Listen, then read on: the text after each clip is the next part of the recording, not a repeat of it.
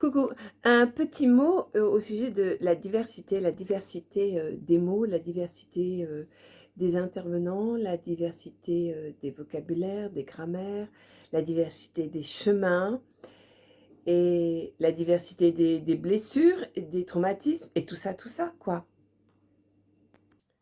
Et qui donc peut connaître le timing? Je crois personne peut connaître le timing à l'avance.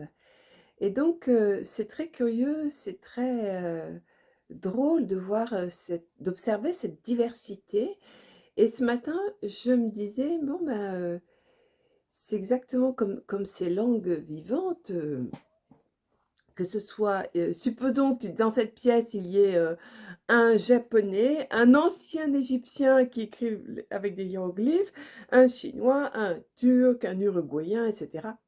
Bref, un inuit.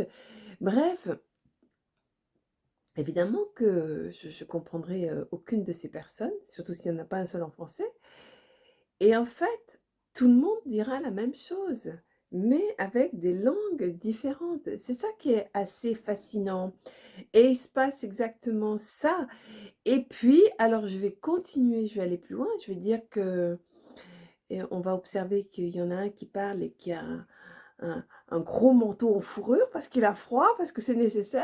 Un autre, il sera avec un petit bikini parce qu'il sera, il fera 40 degrés voire plus et un autre avec, je ne sais pas, avec un bon bâton parce qu'il sera tout seul dans la forêt. Tout est possible et puis un autre avec sur son petit bateau parce qu'il sera en pleine mer mais exactement, mais toutes les situations, toutes les images, tous les scénarios sont possibles et c'est bien ce qui se passe, cette représentation et voilà, juste, un petit mot sur la diversité et voilà et toutes ces personnes, l'un avec un sac à dos, l'autre sur un bateau, l'autre en montagne, l'autre en pleine ville, en plein New York, toujours sur cette même petite sphère qui s'appelle la Terre. Voilà, au autant de scénarios et pour juste vivre quoi?